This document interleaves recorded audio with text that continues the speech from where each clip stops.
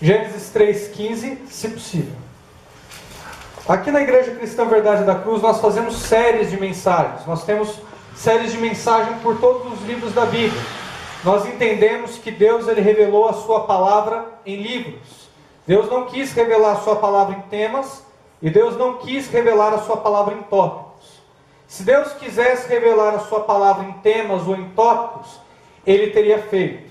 Mas Deus, pela sua soberania, Ele resolveu revelar a sua palavra em livros. Então, cada vez que nós lemos os versos bíblicos, é necessário que a gente entenda o texto que está por trás, dando contexto daqueles versos. E cada vez que nós lemos os capítulos ou os textos, é necessário que a gente conheça o livro, para ter uma visão melhor da vontade de Deus naquele momento e, consequentemente, a vontade de Deus para as nossas vidas também. Por isso que aqui na Verdade da Cruz nós fazemos essa série de mensagens. Nós terminamos agora Romanos e estamos em Gênesis, peregrinamos por Gênesis capítulo 1, 2, verso após verso, e aqui estamos, capítulo de número 3, a partir do verso número 15 até o verso de número 24. Vamos ler a palavra do Senhor que diz assim: Vou colocar inimizade entre ti e a mulher, entre a tua descendência e a descendência dela. Esta te ferirá a cabeça, e tu lhe ferirás o calcanhar. E disse para a mulher: multiplicarei grandemente a tua dor na gravidez.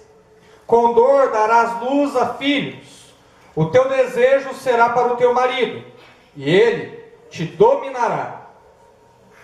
E disse para o homem: porque você deu ouvido à voz da tua mulher, e comeste da árvore da qual te ordenei, para não comer, maldita é a terra por tua causa. Com sofrimento comerás dela todos os dias da tua vida. Ela te produzirá espinhos e ervas daninhas, e terás de comer das plantas do campo. Do suor do teu rosto comerás o teu pão, até que volte à terra, pois dela foste tirado, porque és pó, e ao pó vai retornar. Adão chamou a Eva, sua mulher, porque ela foi a mãe de toda a alma vivente. E o Senhor Deus fez roupas de peles para Adão e sua mulher, e os vestiu. Então disse o Senhor Deus: agora o homem tornou-se como um de nós, e conhece o bem e o mal. Não aconteça que estenda a mão e tome também da árvore da vida, coma e viva eternamente. Por isso o Senhor Deus o mandou para fora do jardim do Éden, para cultivar o solo, do qual fora tirado.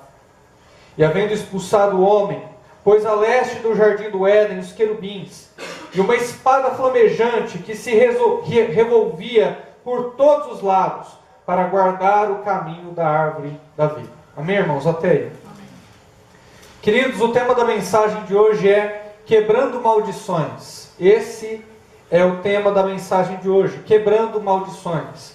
E por que quebrando maldições? Porque eu tenho certeza que a maior parte das pessoas do mundo hoje se sentem de alguma forma amaldiçoados. Não amaldiçoados no sentido bíblico da palavra, mas amaldiçoados no sentido que ela mesma quer dar. As pessoas elas se autoflagelam.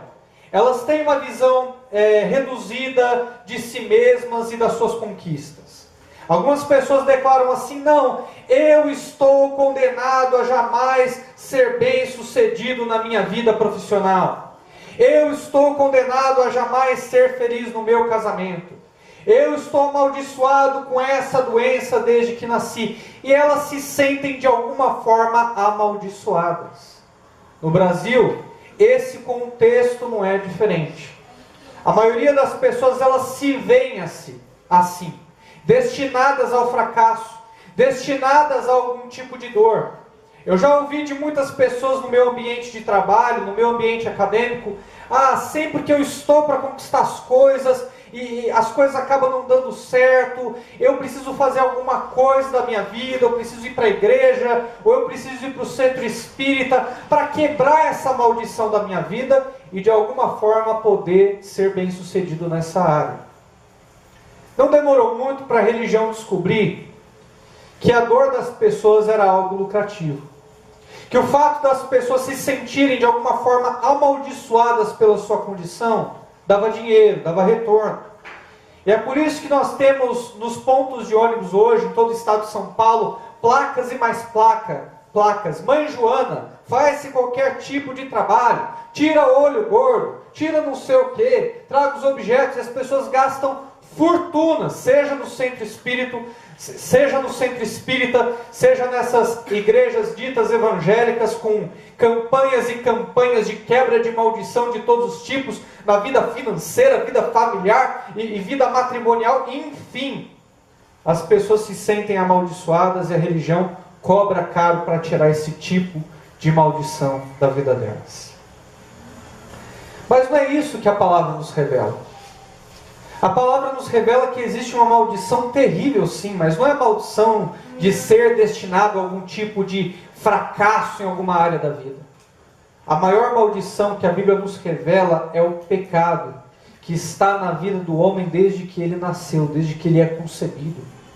Davi, ele disse assim: no ventre eu já fui formado em pecado. É o que Davi diz, em uma linguagem mais moderna. Em pecado concebeu a minha mãe, a mesma coisa. Dizendo que ele veio nesse mundo em pecado, e que o pecado o domina. Essa é a maior maldição de todas, porque ela quebra os teus relacionamentos, ela quebra o teu relacionamento com o teu próximo, e acima de tudo há uma ruptura gigantesca entre você e Deus, porque o teu pecado faz separação entre você e Deus. Não existe maldição maior. Não existe mal maior que podia te alcançar senão o teu pecado. Mas nesse capítulo, nós lemos que o pecado ele foi quebrado. Deus, é verdade, jogou algumas maldições no homem por conta do seu pecado. Nós vamos estudar cada uma delas. Mas vamos perceber como Deus também quebra essa maldição. Existe esperança para você. Existe conforto para você. Vamos orar? Pai Santo, Eterno Deus, nós estamos diante de Ti, que o Senhor trabalhe em nossos corações e trabalhe em nossas vidas. Não nos faça, Senhor Deus, ter tristeza por alguma área da nossa vida que não anda bem. Nos faça ter tristeza, Senhor Deus, pelas nossas próprias misérias. Nos faça ter tristeza, Senhor Deus, pelo nosso próprio pecado, que por vezes nos domina e faz separação entre a Tua pessoa e a nossa pessoa. Que nós descobramos nesse texto como o Senhor conseguiu trazer fim a essa maldição terrível que é o pecado, Senhor. E assim, poder ser chamados seus filhos e filhas. É o que nós te pedimos essa noite, com temor, em nome de Jesus. Amém. Vamos dar uma olhada aqui. Nós percebemos que Deus criou o homem perfeito, sem pecado, sem mancha. O homem, ele não pecava contra Deus. Ele vivia num jardim maravilhoso, chamado Jardim do Éden. Ele dominava sobre todas as bestas, sobre todas as feras, sobre toda a criação. E a sua única obrigação era administrar e desenvolver aquilo que Deus havia lhe dado. Essa era a única obrigação que Adão e Eva tinham. Mas Deus também lhes deu uma válvula de escape para se afastar dele. Deus, ele quis dar a prerrogativa às suas criaturas de poder viver para sempre afastado dele, se eles assim quisessem. Portanto, ele coloca uma árvore no meio daquele jardim, chamada Árvore do Conhecimento do Bem e do Mal. Essa árvore não tinha nenhum poder mágico. Essa árvore não tinha vontade própria e traria à mente de Adão, ou traria à mente de Eva o que era pecado, ou traduziria para eles o que era pecado. Não. A própria desobediência de não comer o fruto já era em si mesmo pecado. E a partir do momento que eles provassem a desobediência, provassem aquele pecado, a desobediência entraria na sua mente, dominaria o seu corpo e passaria de geração após geração. Você nasceu em pecado por uma decisão de Adão. Você nasceu em pecado porque eles erraram contra Deus e fizeram aquilo que não era da sua vontade. E Deus vem e coloca maldição na vida do homem por causa do seu pecado, por causa da sua desobediência. Ele diz aqui no verso de número 15: eu vou colocar inimizade entre ti e a mulher, entre a sua descendência e a descendência dela. Ela te ferirá a cabeça, e tu lhe ferirás o calcanhar. É o que Deus diz aqui no verso de número 15. Dizendo para a mulher: porque você deu ouvidos à voz da serpente, porque você foi persuadida por ela e comeu do fruto que eu mandei que você não comesse, eu vou colocar uma guerra entre o seu descendente, falando de Cristo Jesus, e os descendentes dela. Mostrando que de alguma forma Satanás ele tentaria Jesus Cristo. O descendente aqui descrito é Cristo. E Satanás ele tentaria Cristo e o levaria à cruz. Se você se lembra bem, Judas Iscariotes foi canalizado pelo próprio Satanás. O diabo entra no corpo dele e o denuncia para os soldados. Ele vem, dá um beijo no rosto de Cristo. Os soldados vêm, prendem e o levam à cruz. E aí você pode estar se perguntando: mas pastor, por que o diabo levou Jesus Cristo à cruz? Se ele sabia que ali estaria tudo acabado. Se ele sabia que depois de Cristo ter pagado o preço dos pecados dos homens, o pecado seria anulado, o pecado seria perdoado. Por que o diabo fez isso? Porque ele cometeu suicídio contra ele mesmo. E a resposta é que o diabo ele não resistiu à tentação de ferir o Filho de Deus, nem que fosse por um pouco de tempo. O diabo não conseguiu resistir a essa tentação. E por isso ele leva o Filho de Deus, Jesus Cristo, à cruz, mesmo sabendo que ali tudo seria definido e tudo seria perdido. Se cumpriu o que diz aqui no verso de número 15. Vai ferir o calcanhar, vai causar um pouco de dor nele, mas ele ferirá a sua cabeça. Ele pisará na sua cabeça. Ele colocará fim à vontade pecaminosa que entrou no mundo por meio do diabo. É o que diz aqui. E o verso de número 16 ele diz para a mulher: multiplicarei grandemente a dor da tua gravidez. Olha só. O homem antes não sentia muita dor, mas Deus aqui está mostrando que toda dor foi potencializada, muito mais se tratando das mulheres, a dor da gravidez. Eva sabia o que era uma gravidez, ela sabia que ela ia ficar grávida. Ela observava a vida dos bichos, dos animais, e via que eles ficavam grávidos, que eles pariam, e que eles sentiam alguma dor, não era aquela dor imensa, mas sentia algum desconforto. E Deus está dizendo: porque você pecou, eu vou multiplicar, vou potencializar a dor da sua gravidez. Todas vocês mulheres que já sentiram dor de parto, todas vocês mulheres que vão sentir dor de parto, saibam que isso é por conta do pecado. Deus está o tempo todo nos mostrando que as coisas desse mundo, a dor desse mundo, que os flagelos desse mundo, tem tudo uma única origem. E é o pecado do homem. É a separação que o homem fez ao comer da árvore do conhecimento do bem e do mal. Deus diz assim para ela: com dor você dará luz a filhos, e o seu desejo será para o teu marido, e ele te dominará. Eu gosto mais do original que diz: o teu desejo será contra o do teu marido, e ele vai te dominar. Você sabe por que você tem problemas no casamento? Sabe aquilo que os psicólogos chamam de incompatibilidade de gênio? É o que está escrito aqui. A mulher quer uma coisa e o homem quer outra. A mulher tem um objetivo, o homem tem outro. Homem e mulher conversam e não conseguem se entender. O desejo da mulher é contra o desejo do marido. E é por isso que nós vivemos em uma geração que não se teve notícia de tantos divórcios e casamentos destruídos como os dessa geração. A cada tempo que vai passando vai ficando pior. Tudo isso por conta da maldição que o homem trouxe para si. E não é só: o teu desejo, mulher, será contra o do teu marido, mas ele vai te dominar.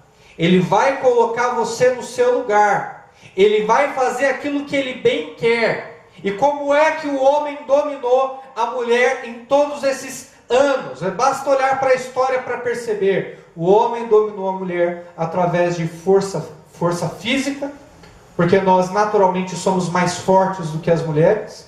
E dominou o homem e dominou a mulher através das suas palavras. E dominou a mulher através das suas ordens. Foi assim que o homem dominou a mulher por todos esses períodos de história. O pecado te separou do outro. A maldição que a árvore do conhecimento do bem e do mal trouxe à humanidade te separou do próximo. É o que está escrito aqui. Por isso que o homem e mulher não conseguem se entender. E é por isso que eu não consigo entender o meu próximo, compreender o meu próximo, amar o meu próximo como se deve. Antes de Adão e Eva terem comido do fruto proibido, eles se amavam, eles andavam em harmonia, o casamento deles era harmonioso, eles tinham o mesmo objetivo, eles tinham o mesmo padrão, eles se comunicavam, eles se entendiam. E todas as gerações que viessem após eles, iam viver uma grande rede de amor, de comunicação, de bem-estar. O amor ao próximo como a humanidade nunca teve o prazer de conhecer. Tudo isso nos foi roubado por conta da maldição do pecado que nos separou do próximo. O motivo de todas essas guerras que você está vendo, guerra do Golfo, guerra do Iraque, torres gêmeas, terrorismo, assalto, assassinato, crime passional, aborto, tudo isso que você conhece de maldade para com o teu semelhante, foi trazido através da maldição do fruto proibido. O pecado nos separou do nosso próximo. Essa é uma maldição terrível. E quando que isso é perdoado? E quando que tudo isso é remido? E quando que eu consigo amar de novo o meu próximo como Deus quer que eu ame? Quando é que eu consigo cumprir o mandamento de amar o meu próximo como a mim mesmo? Quando eu estou em Cristo Jesus. Quando Ele muda a minha mente. Quando eu sou capaz de novas decisões, novos sentimentos, aí eu consigo andar de novo, amando o meu próximo como eu amo a mim mesmo. É o que diz 1 João 3,16. Como Cristo vos amou, ameis também uns aos outros. Olha o que diz aqui mais, 17. E disse para o homem, porque você deu ouvido à voz da tua mulher, e você comeu da árvore da qual te ordenei que não comesse. Olha que interessante. Deus ele pega aquilo que Adão falou. Não é verdade que Adão foi só persuadido pela sua mulher. Não apenas isso, claro que ele foi. Mas no final das contas, a quem ele deveria culpar era a si mesmo. Porque ele era o capitão do Jardim do Éden. Ele era o governador. Era ele quem ensinaria a sua esposa os caminhos do Senhor, a ter relacionamento com Deus, a desenvolver a criação. Estava tudo nas mãos de Adão. E Adão decidiu ouvir a voz de Eva, que tinha menos conhecimento, menos discernimento, que tinha acabado de chegar no jardim. Adão decidiu ouvir a voz dela. E como ele disse, não, foi a mulher que tu me deste, então Deus falou, olha, por que você ouviu a voz da tua mulher? Já que você está culpando ela, é porque você ouviu a voz da tua mulher. Então eu vou fazer o seguinte com você. Maldita agora é a terra por tua causa. Com sofrimento comerás dela todos os dias da tua vida. Você já tentou arar a terra? Quem é de roça sabe. Você pega aquele mecanismo lá, hoje deve ter alguma coisa mais moderna, mas você pegava uma coisa que parece um carrinho de mão assim, mas tem uma foice no meio dele e vai arando a terra para jogar sementes depois. E geralmente o que te ajuda a empurrar é alguma espécie de animal, seja um boi, um cavalo, um burro, e te ajuda a arar a terra. Você já tentou fazer aquilo? É um trabalho tremendo, é um trabalho terrível. Mesmo com a ajuda de tração animal, é um trabalho terrível, não dá para arar a terra. Se você fica 10 minutos, eu te garanto que você pede para sair. A terra antes você jogava uma semente e logo brotava. Era com mais velocidade, com mais fertilidade, você não precisava dar tempo de descanso da terra, porque a terra, não sei se você sabe, ela meio que se cansa, de 7 em 7 anos, você tem que deixar ela um pouco vazia, porque senão ela não brota mais nada. Antes não era assim. Deus não projetou para que fosse assim. Mas porque Adão pecou, porque ele comeu do fruto proibido, ele trouxe maldição à terra. E assim deveria ser. Porque de onde que Adão veio? Adão veio do pó da terra. Foi de onde Deus o formou. Então Deus meio que pune todos os agentes que estavam envolvidos naquela ação. A cobra, nem a coitada da cobra passou desapercebida. Tirou as pernas dela. Cada vez que você vê uma cobra, se lembre que ela tinha pernas, serpente, né? Que ela tinha pernas, que ela não era daquele jeito. E também foi punida por conta do pecado de Adão. Deus meio que pune todos os agentes naquela situação. E puniu inclusive a terra que formou Adão. Ela vai estar amaldiçoada. Agora ela vai ser lenta. Agora ela não vai brotar sempre. Não vai ter velocidade. Ela vai dar fruto, mas não vai ser como era antes. A terra agora é amaldiçoada. Verso 18. Ela te produzirá espinhos e ervas daninhas. Isso quer dizer muita coisa. Quer dizer que antes a terra não tinha espinho, não tinha ervas daninhas, ervas venenosas, não tinha nada disso. Mas por conta do pecado de Adão, a terra passou a brotar espinhos, abrolhos, ervas daninhas, todo tipo de maldade. Trouxe um desequilíbrio ao meio ambiente. A maldição do pecado te separou do meio ambiente.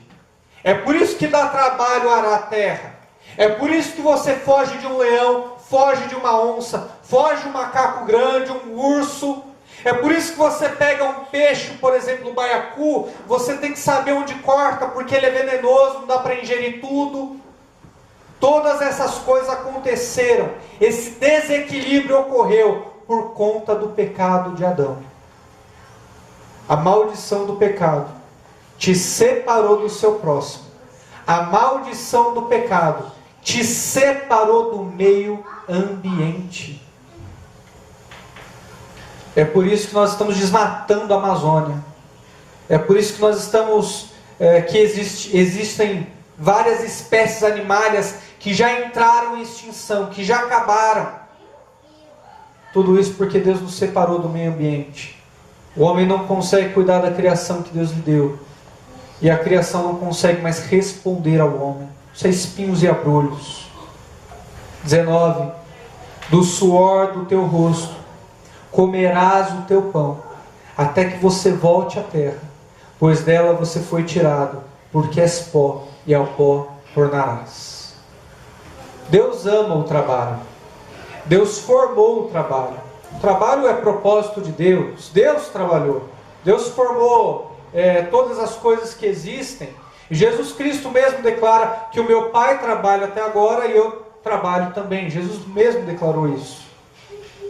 Mas a quantidade de trabalho que nós temos hoje não era como seria no dia da criação. Hoje nós trabalhamos 9, 10 horas por dia, pegamos um trem lotado, andamos grandes distâncias, tudo isso para trazer o pão da nossa casa.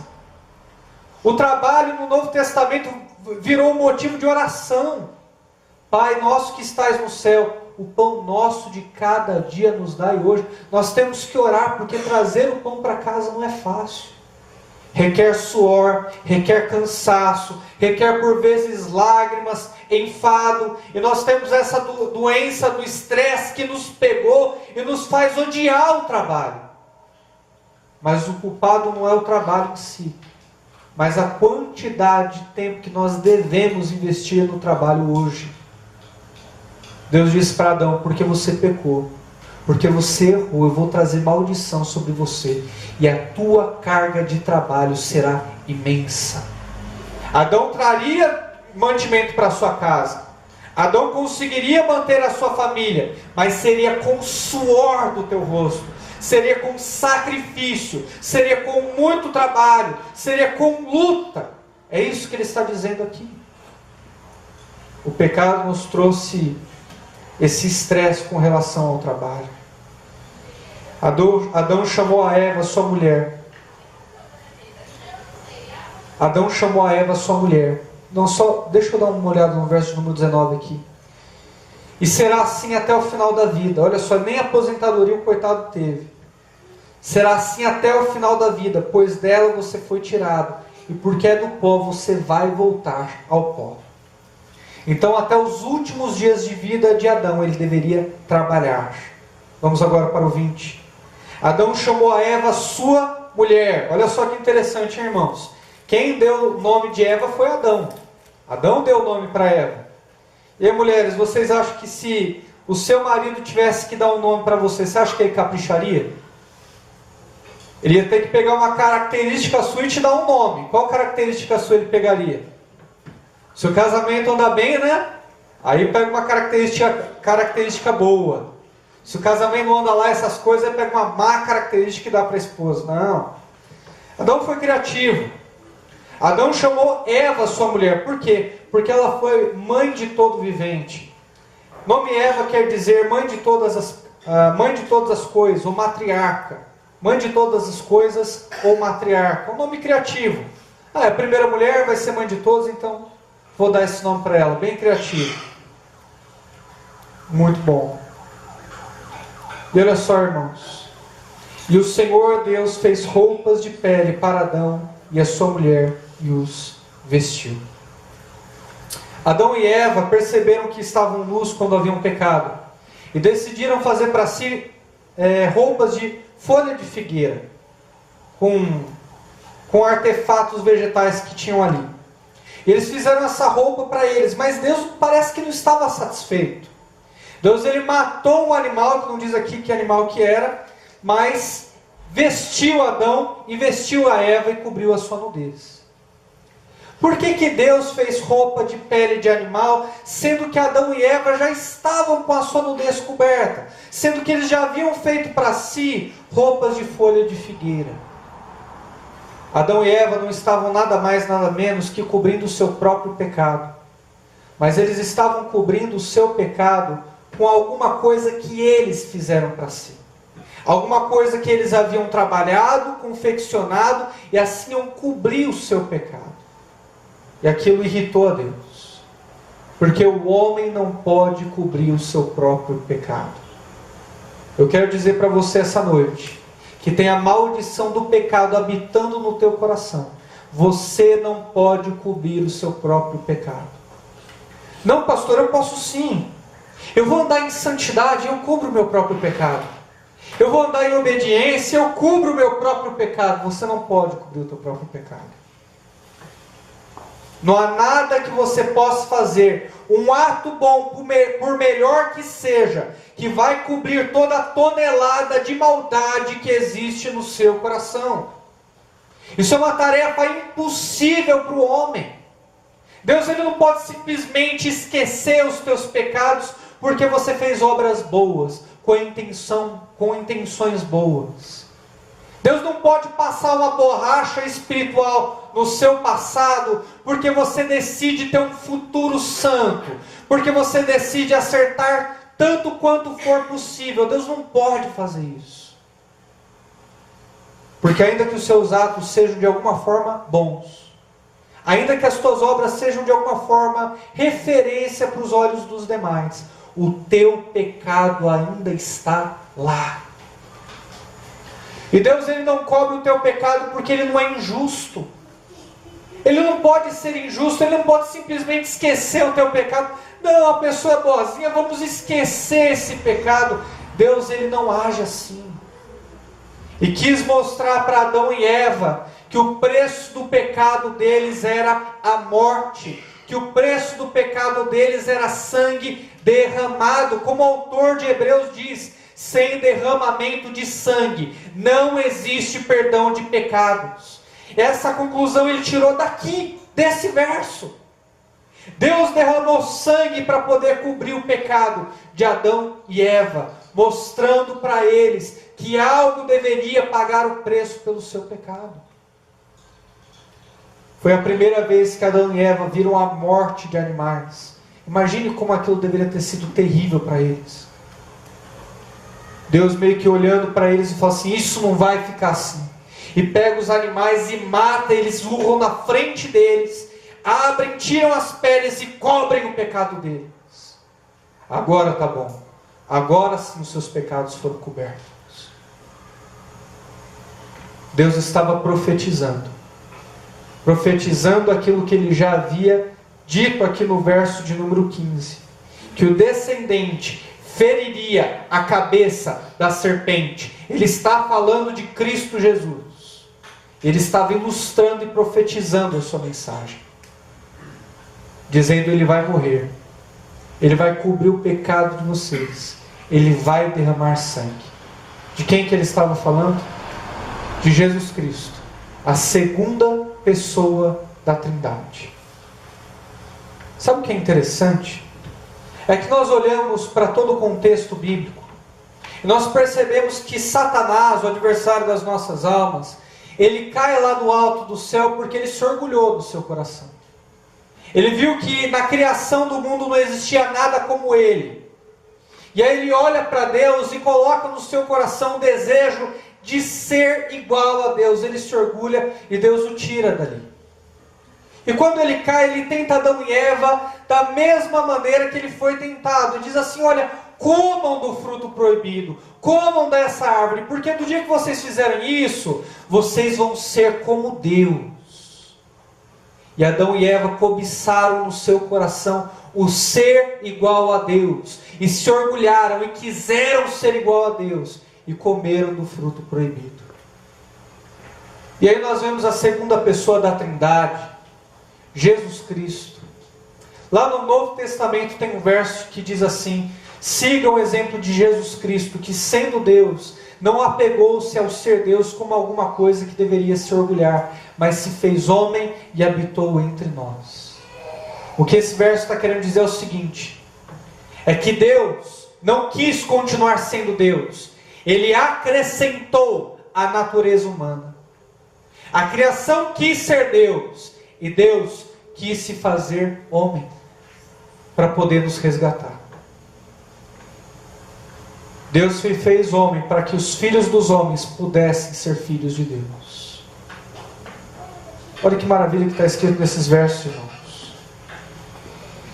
O verso 22 mostra: então disse o Senhor Deus: agora o homem tornou-se como um de nós, e conhece o bem e o mal. Olha como Satanás ele misturou a mentira com um pouco de verdade. Satanás ele diz assim naqueles versos anteriores: olha, o dia que vocês comerem, vocês vão ser igual a Deus, conhecendo o bem e conhecendo o mal. Nesse sentido, Satanás falou a verdade. Eles seriam iguais a Deus no sentido de entender aquilo que é bom e entender aquilo que é mal. Deus confirma isso. Então disse o Senhor: agora o homem se tornou como um de nós, e conhece o bem e o mal. Não aconteça a ele que estenda a mão e tome também da árvore da vida, coma e viva eternamente. Havia outra árvore no jardim do Éden chamada árvore da vida, uma árvore da qual o homem e a mulher iam comendo, comendo, comendo, e viveriam mais e mais e mais e eternamente. Era esse o sentido da árvore da vida no jardim do Éden, que o homem pudesse ter um relacionamento eterno com a pessoa de Deus, um Deus eterno. Mas Satanás ele quis afrontar o plano do Senhor. Eu vou fazer com que eles pequem. Depois que eles pecarem, eu quero que eles comam da árvore da vida. E aí vão existir pecadores eternos diante de Deus. E eles serão uma afronta ao Deus Criador. Era esse o plano de Satanás. E Deus frustra isso antes que eles pudessem tocar na árvore da vida. Vamos fazer o seguinte: para que eles não vivam eternamente. 23. Por isso o Senhor Deus o mandou para fora do jardim do Éden, para cultivar o solo do qual fora tirado. Ele fez isso com Adão e fez isso com Eva. Tiraram ele do jardim. Tiraram eles da posição de honra. Tiraram eles da posição de liderança. Tiraram para fora do jardim, para poder arar o solo, para poder cultivar a terra, para poder desfrutar da sua maldição. 24. E havendo expulsado o homem, pôs a leste do jardim do Éden os querubins, e uma espada flamejante que se revolvia por todos os lados para guardar o caminho da árvore da vida. Deus protegeu a árvore da vida para que aqueles pecadores não viessem, provassem dela e vivessem eternamente. Deus quis provocar a maldição no homem, Deus quis provocar a morte na vida do homem. E tudo isso para quê? Deus é de alguma forma mau? Ele não poderia ser misericordioso? Deus é misericordioso. Deus, ele permitiu você viver no teu pecado até hoje, para mostrar o quanto que ele é gracioso com você. Deus permitiu com que você vivesse no seu pecado até hoje, para provar o quanto que ele é misericordioso com a tua vida. Ele está atraindo o teu coração até o Filho dele, Jesus Cristo. Ele enviou a Cristo Jesus para morrer no seu lugar. Como o pecado trouxe uma separação entre você e você mesmo, como o pecado trouxe uma separação entre você e o teu próximo, como o pecado trouxe uma separação entre você e o meio ambiente, entre você e Deus, Deus se fez homem, habitou entre nós e morreu, para que você pudesse ser ligado a todas essas coisas de novo. Em Cristo Jesus, por meio do derramamento de sangue dele, por meio do Cordeiro que foi morto e ressuscitou no terceiro dia, você pode ter um relacionamento com Deus, você pode ter um relacionamento com o próximo, um relacionamento consigo de novo e um relacionamento com o meio ambiente. São essas as verdades que estão escritas aqui nesse texto. Toda a maldição que o pecado nos trouxe foi quebrada na cruz em nome de Jesus. E é por isso que você não precisa ficar indo nesses lugares malucos, dando dinheiro e fazendo a campanha dos 7 sextas-feiras forte. 7 sextas-feiras de quebra de maldição hereditária. Aquele que está em Cristo, nova criatura é. E as coisas velhas se passaram. E eis que todas as coisas foram feitas novas. Romanos capítulo 8, verso de número 1 diz: nenhuma maldição há naqueles que estão em Cristo Jesus, que não são guiados pela carne, mas que são guiados pelo Espírito. Nenhuma maldição quer dizer nenhuma. Você não precisa ter medo.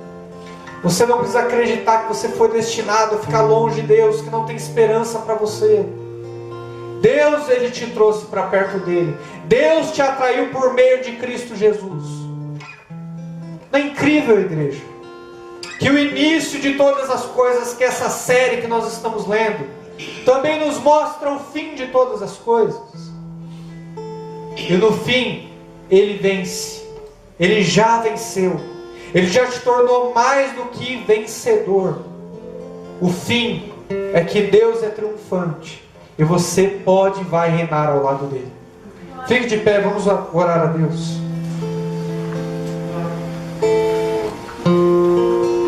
Essa noite é noite de ceia. O que é a ceia? Deixa eu ver se tem. O que é a ceia do Senhor? Deus, ele deixou 2 mandamentos para que nós, a igreja de Cristo, o fizéssemos. O primeiro deles foi o batismo.